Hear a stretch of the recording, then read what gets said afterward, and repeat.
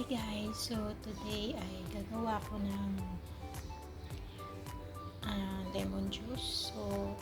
Pero itong skin kasama siya, i-blender ko. Then lalagyan ko siya na itong chia seed. Binabad ko na siya kanina. At saka lalagyan ko siya ng turmeric at cinnamon powder. So i-slice ko muna ito ng maliliit. So ayun na guys, na-slice ko na.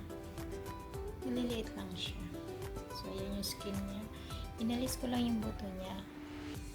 Ayan. So, every morning, ito yung ginagawa ko na inumin ni Amo. Lagay ko na siya sa blender. Lalagyan ko siya ng tubig.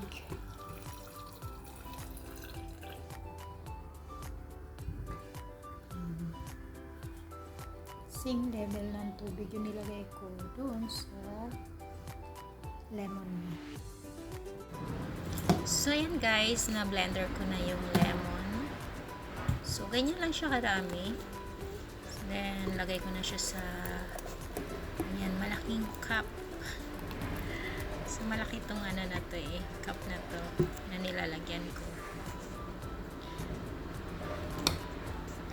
And then, lalagyan ko siya ng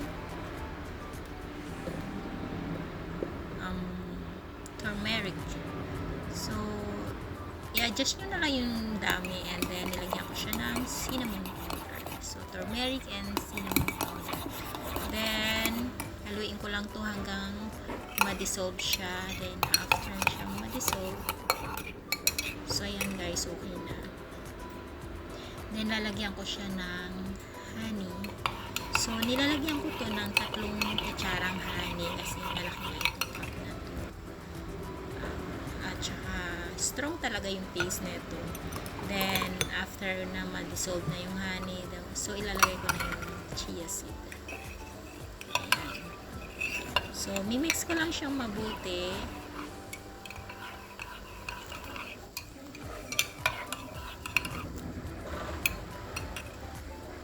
So, lalagyan ko siya ng hot water. So, hot water yung nilagay ko dito. So, ayan guys. Ready na inumin. So, thank you for watching. God bless.